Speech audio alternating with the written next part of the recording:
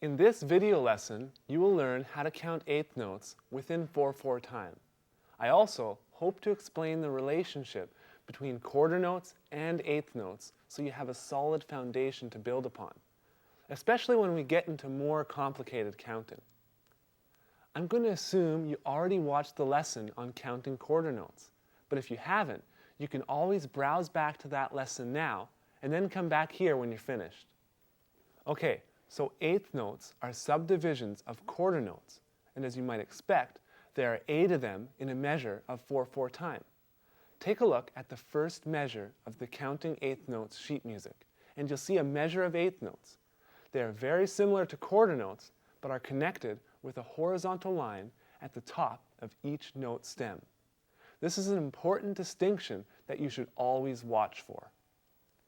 Now, these notes are not counted 1 through 8 like you might suspect, but instead include the word "and" to count the subdivision notes.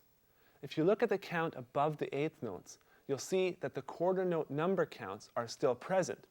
There is 1, 2, 3, 4, just like the quarter notes. However, the "and" counts fill in the eighth note subdivisions. So you simply count these 1 and 2 and 3 and 4 and. This repeats for each measure just like the quarter notes. Now the big difference between a measure of eighth notes and a measure of quarter notes isn't the number of notes, it's how the subdivisions relate to each other. Take a look at the second section in the sheet music. It includes a measure of quarter notes followed by a measure of eighth notes. Let's count these out loud, one after another, with a metronome set at 80 beats per minute.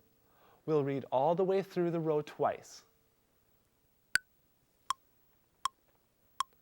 1, 2, 3, 4, 1 and 2 and 3 and 4 and 1, 2, 3, 4, 1 and 2 and 3 and 4 and.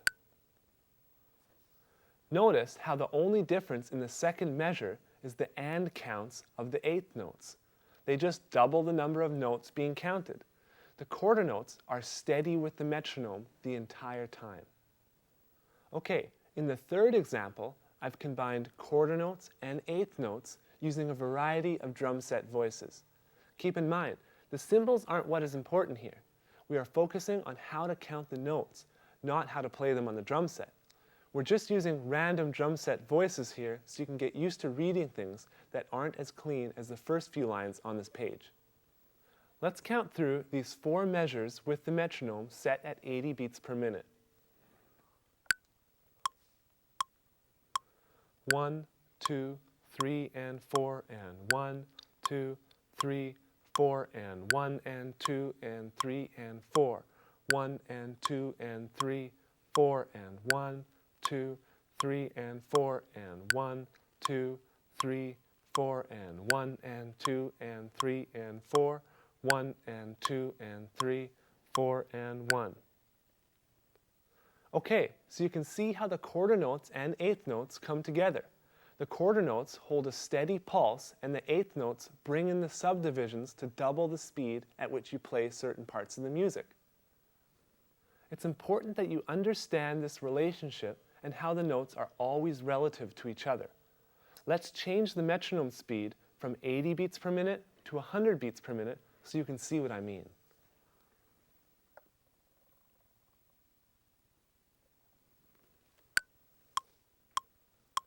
One, 2, 3 and 4 and 1, 2, 3, 4 and 1 and 2 and 3 and 4, 1 and 2 and 3, 4 and 1, 2, 3 and 4 and 1, 2, 3, 4 and 1 and 2 and 3 and 4, 1 and 2 and 3, 4 and.